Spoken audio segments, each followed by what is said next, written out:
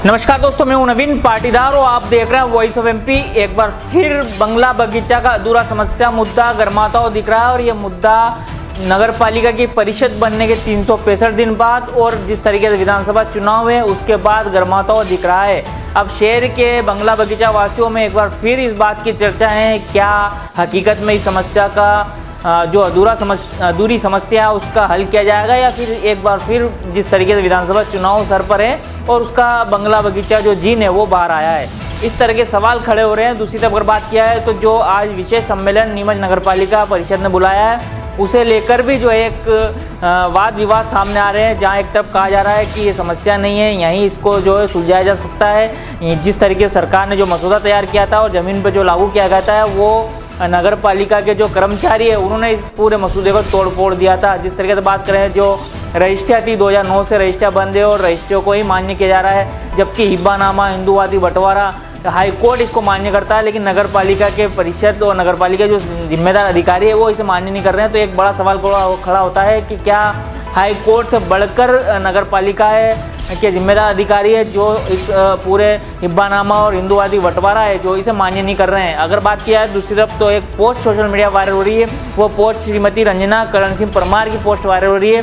उन्होंने एक पत्र लिखा है और पत्र जो नगर पालिका के पीठासीन अधिकारी है उनको लिखा और उन्होंने कहा कि आज नगर पालिका परिषद में बंगला बगीचा सरलीकरण को लेकर प्रस्ताव लाया गया है, जबकि इस मामले में प्रशासन को द्वारा अब तक 1 दर्जन प्रस्ताव शासन को सरलीकरण के लिए भिजवाए जा चुके हैं। साथ ही उन्होंने एक बड़ी बात भी ये भी लिखी है कि इस विषय में मेरा निवेदन है कि प्रदेश के यशस्वी मुख्यमंत्री शिवराज सिंह चौहान ने इस समस्या का समुचित हल निकाला हुआ है। केवल इसमें त्रुटि ही है। जो त्रुटियों की बात करें तो उन्होंने त्रुटियों को 2 पॉइंट में त्रुटि बताई है, किस तरीके से इस समस्याओं को नीमच में ही हल किया जा सकता है। और दूसरी तरफ अगर बात करें तो विशेष सम्मेलन बुलाया गया, उसमें प्रस्ताव रखे जाएंगे, उसमें चर्चा की जाएगी और फिर उस चर्चा के आधार पर एक प्रस्ताव तैयार किया जाएगा और सरकार को भेजा जाएगा। और जबकि दूसरी तरफ जो रंजना करण सिंह परमार है उनका ये लेटर कहीं ना कहीं कई सवाल खड़े होते हैं कि क्या हकीकत में इस समस्याओं को नीमच में हल किया जा सकता है। उन्होंने लिखा है कि बंगला बगीचे में जो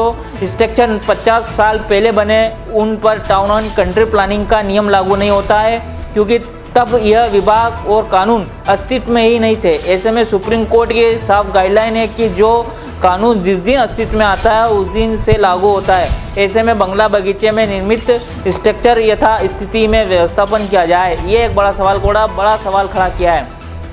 साथ ही अगर बात किया है तो दूसरी बात उन्होंने लिखी है, बंगला बगीचा गजट नोटिफिकेशन में कहीं नहीं लिखा है कि रजिस्ट्री के अलावा कोई दस्तावेज स्वीकार नहीं किए जाएंगे, जबकि उसमें लिखा है पंजीकृत वैध दस्तावेज। ऐसे में यदि वैध दस्तावेज यदि बंटवारा हिब्बानामा वसीयत आदि पंजीयत नहीं है तो उसे स्टाम्प ड्यूटी भरवा कर पंजीयत कराया जाए और व्यवस्थापन किया जा सके। ऐसे में दोनों ही बिंदु का सरलीकरण जिला कलेक्टर के मार्गदर्शन में नीमच में ही किया जा सकता है। बड़ी बात कही है कि इसे राज्य शासन को भेजने की ज़रूरत नहीं है, यहाँ पर ही जो है कलेक्टर के मार्गदर्शन में इसको यहाँ पर ही सुलझाया जा सकता है। जो समस्या आ रही है, जिस तरीके से बड़ी समस्या ये आ रही है कि यहाँ पर जो है नगर पालिका यहाँ पर हिंदुवादी बंटवारा हुआ, वसीयतनामे हुआ, उसे मान्य नहीं कर रही है और रजिस्ट्री को ही मान्य कर रही है, जबकि 2009 में रजिस्ट्री को बंद कर दिया गया था। उसके बाद जिस तरीके से रजिस्ट्री नहीं हुई तो ऐसे में बड़ा सवाल खड़ा होता है कि उनके पास रजिस्ट्री नहीं, उनके पास हिंदुवादी बंटवारा है,